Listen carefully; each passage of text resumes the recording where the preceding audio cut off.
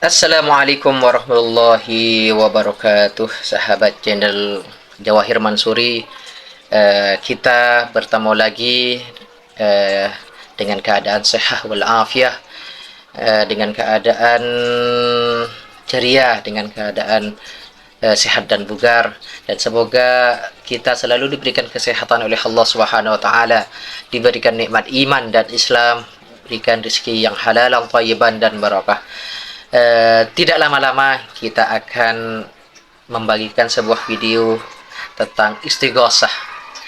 Soalnya istighosah di sini ada yang bilang syirik lah atau apa. Ini kita lihat jawaban dari Maulana Ihsan Abu Bakar. Mari kita simak bersama-sama. Nabi istighasah ketika perang Badar. Dia minta kepada Allah, kita minta tolong. Jadi istighasah kepada orang dah mati. Nak tanya, kalau kita ambil secara luawi, minta tolong orang mati. Pernah minta tolong orang mati? Pernah minta tolong orang mati? Orang pun, semua orang kata kau ni gila ke minta tolong orang mati? Kalau kau faham istighasah kepada orang mati, dia minta tolong kepada orang mati, mana ada orang minta tolong orang mati?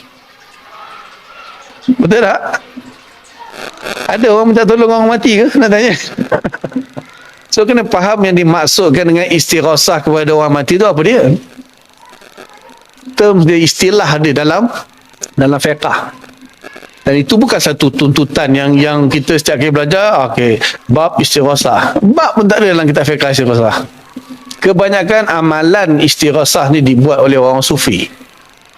Lalu bila benda tu berlaku, orang akan tanya kepada ulama, boleh ke istighasah ni? Baru ulama kata, okey, apakah yang dimasukkan istighasah? Luratan ialah meminta tolong. Okey. Secara istilah ialah kita meminta tolong kepada seorang wali Allah, misalnya tak kira nabi ke, wali ke, orang yang soleh, supaya mereka memohon kepada Allah bagi pihak kita untuk mendapatkan sesuatu hajat misalnya. Mana kita dah buat kan, kau tolong minta kat bos kau, boleh tak aku nak ni sama je dia punya psikologi dia.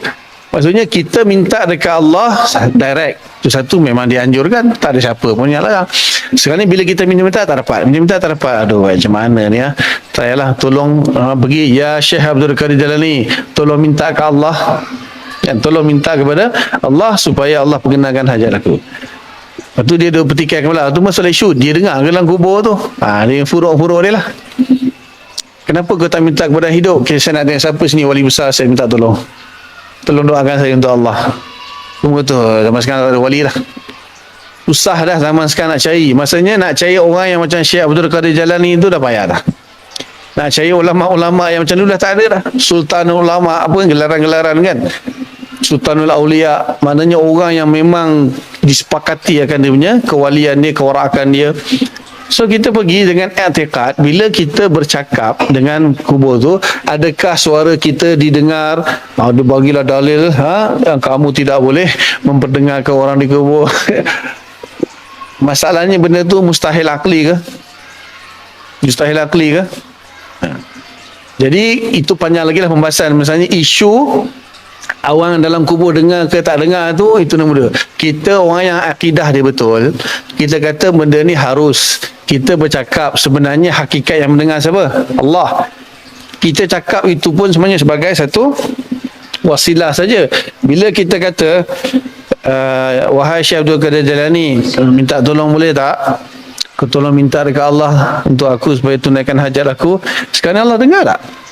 Orang tu bercakap dengan kubur Allah, dengar ke tak dengar? Dengar tak dengar? Syekh Abdul Qadir dengar tak dengar? Hukum akli kata harus boleh dengar dan boleh tak dengar. Tapi hakikatnya dia mendengar atau tidak, kita mana lah tahu. Sebab ada dalil-dalil yang menunjukkan mana orang bercakap dengan orang kubur. Tapi kita dengar kan, Bukhari kata kan, dia dengar tapak kaki orang yang hantar kubur. Tapak kaki dia dengar bercakap, tak dengar. Betul tak? Kalau adalah orang dalam kubur tadi dengar derapan tapak kaki orang yang menghantar dia pergi kubur balik. So sekarang ni orang kita talqin misalnya, dia dengar tak dengar? Imam Sakhawi, anak murid Ibn Hajar sekalian, mengarang satu kitab tentang talqin hadis-hadis. Okey, walaupun hadis tu kita tahu tak berapa, tak kuat sangat kesahihan dia, tapi sabit benda tu. Jadi bila kita berdasarkan hadis tadi, maknanya orang dalam kubur mendengar derapan tapak kaki, seorang kalau talqin dengar. Benda tak bukan mustahil akli, dan Allah Taala boleh memperdengarkan kalau Allah nak, betul. Kalau Allah tak nak, kita mana tahu, kita cakap je. Tapi sekurang-kurangnya ketika kita cakap tu Allah dengar. Allah mesti dengar. Dia mengajuk lah ni. Dia minta kat aku tak bagi. Dia pergi kat wali aku. Dia pergi kat wali aku, so minta tolong wali aku, minta kat aku. Allah tahu dah. Itu je dia punya psikologi dia. Dia minta, wahai saudara, tolonglah. Tolong apa? Tolong minta kepada Allah supaya Allah tunaikan hajat aku. Aku dah minta dekat Allah, Allah tak layan. Okay, aku banyak dosa kot. Tak apalah, kau tolong minta lah. Kau wali kan. Itu je dia punya psikologi dia. Salah. Kat mana syirik ni? Syirik, kita pun kata kalau orang tu beriktikad, Syekh Abdul Qadir Jalani ke siapa ke wali, lalu bahkan even Nabi SAW pun, kalau boleh bagi manfaat mudarat, kafir. Kita pun sepakat kafir. Sebab kafir tu pada iktikad dia. Iktikad bahawa makhluk Nabi sekalipun boleh bagi manfaat mudarat, memang kafir. Siapa yang iktikad macam tu? Jadi siapa yang iktikad yang akan bagi manfaat mudarat? Allah. Tidak ada selain Allah yang boleh manfaat mudarat, yang menaikkan hajat semua Allah. Tapi sekarang kita guna perantara. Ada yang tawassul. Tawassul dia lain sikit. Dia minta pada Allah tapi dia sebut kan, ya Allahumma inna nas'aluka wa natawassalu ilaika bi nabiyyikal amin. Ini beza sirat tawassul dengan sirat istighazah. Istighazah ni yang paling berat sebab dia minta direct kat orang tu. Wahai Syekh Abdul Qadir Jalani, yo kau nak apa? Lari confirm ni. Itu yang wahai Abdul, tolonglah, madad kan, silah-silah dia. Tolong apa? Tolonglah minta ke Allah supaya Allah perkenalkan hajat kami, itu je. Kalau tolong, kau tolonglah aku, minta hajat, kata, woi aku dah mati, mana boleh tolong kau. Betul tak? Kalau dia yakin kata Syekh Abdul Qadir yang boleh tolong dia, bagi manfaat, bagi mudarat, memang syirik. Kita pun kata syirik. Mana kita minta tolong, lepas tu orang yang tak tahu kaifiat jangan buat. Tak pernah pun kita fiqh ajar kan, cari istighazah. Ini soalan ditanya, bila ada orang yang buat istighazah, terutamanya ulama', maka ditanya, boleh ke istighazah? Ulama' jawab. Kalau dia istighazah dengan i'tikad bahawa yang bagi manfaat mudarat adalah Allah, dia hanya gunakan wali itu sebagai perantara saja, maka dibenarkan. Dia tu dengar dalam kubur, tu ada dalil dengar derapan tapak kaki. Kalau derapan tapak kaki dia boleh dengar, takkan suara tadi dengar. Dan kita yang penting dengar, kita Allah boleh memperdengarkan, dan tujuannya pun nak suruh Allah dengar aja. Betul. Jadi kalau faham baik istighazah, saya tak ada masalah. Nak kafur syirik kan bukan atas dasar istighazah. Kalau dasar istighazah ni engkau hai minta tolong kat mak kau, minta tolong kat mak kau, kafir lah. Kalau istighazah pun kau tak faham, kau nak hukum kata istighazah tu kafir kan.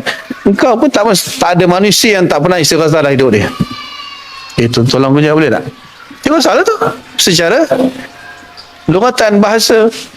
Kalau istilahan, kena faham tu apa maksud istighazah secara apa yang kita ulama kita hukumkan. Kalaulah istighazah itu dia memohon kepada wali itu, mohon pertolongan kepada wali itu supaya wali itu minta tolong kepada Allah untuk dia, itu tak apa. Kalau dia kata supaya wali itu sendiri tolong dia, orang gila manalah nak minta tolong kepada wali itu tolong dia? Orang dah mati boleh bangun tolong ke?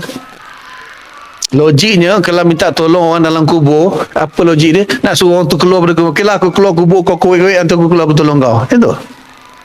Tak ada orang fikir macam tu. Bila orang minta tolong dekat dalam tu, maknanya dia minta tolong tu supaya orang tu tolong minta tolong kat Allah. Macam manalah dalam mati nak tolong? Kan?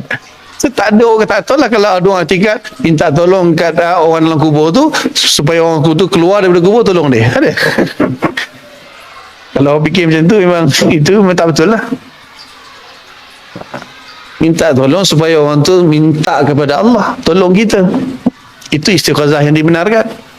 Selain daripada itu, memang tak benar lah. Atau yakin bahawa orang dalam kubur tu boleh bagi manfaat mudarat, ini memang kufur syirik. Kita pun ulama kita sepakat benda tu. Ya, begitulah tentang masalah istighasah. Kita harus mengetahui bagaimana istighosah, definisi istighosah sendiri, macam dan dalilnya istighosah itu. Istighosah adalah pola istif'al dari kata al-ghaus. Al-ghausu yang berarti pertolongan. Itu istighosah yang pertama. Jadi isti'mal dari kata isti'mal, al-ghausu yang berarti pertolongan. Pola ini salah satu fungsinya adalah menunjukkan arti tolabun. Kata beliau tadi meminta. Tolabun, permintaan atau permohonan. Seperti kata gufrani yang berarti ampunan, ketika diikutkan pada pola istilah istiqmal menjadi istighfar, artinya menjadi memohon ampun. Jadi istighosah berarti tolab al-ghaus, tolabun al-ghaus, meminta pertolongan. Para ulama membedakan antara istighosah dengan isti'anah, meskipun secara kebahasaan makna istighosah dan isti'anah kurang lebih sama, karena isti'anah juga mengikuti pola istif'al dari kata al-aun yang berarti tolabun, al-aun, meminta pertolongan. Ya gitu kata-kata istighosah. Sedangkan isti'anah maknanya lebih luas dan umum. Itu perbedaan istighosah dan isti'anah. Kalau istighosah ini meminta pertolongan ketika dalam keadaan sukar dan sulit.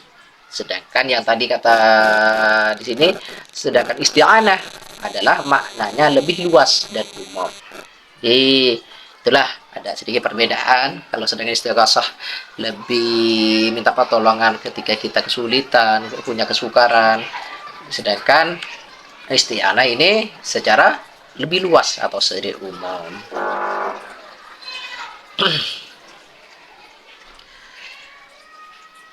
Sedangkan di sini istighosah ada dua macam. Yang pertama, istighosah kepada Allah. Dalam surah Al-Anfal ayat 9 disebutkan iz tastaghisuna rabbakum fastajaba lakum anni mumiddukum bi alfin minal malaikah murdifin, yang artinya, ingatlah wahai Muhammad ketika kamu memohon pertolongan kepada Tuhanmu, lalu diperkenankannya bagimu, sesungguhnya aku akan mendatangkan bala bantuan kepadamu dengan 1000 malaikat yang datang berturut-turut. Surah Al-Anfal ayat 9. Ayat ini menjelaskan peristiwa ketika Nabi Muhammad memohon bantuan dari Allah. Saat itu beliau berada di tengah berkecamuknya perang Badar. Jadi itulah cukup sekian saja dari kami. Manakala ada kesalahan dan kekurangan, kami sejelaku manusia biasa tidak luput dari kesalahan dan lupa. Assalamualaikum warahmatullahi wabarakatuh.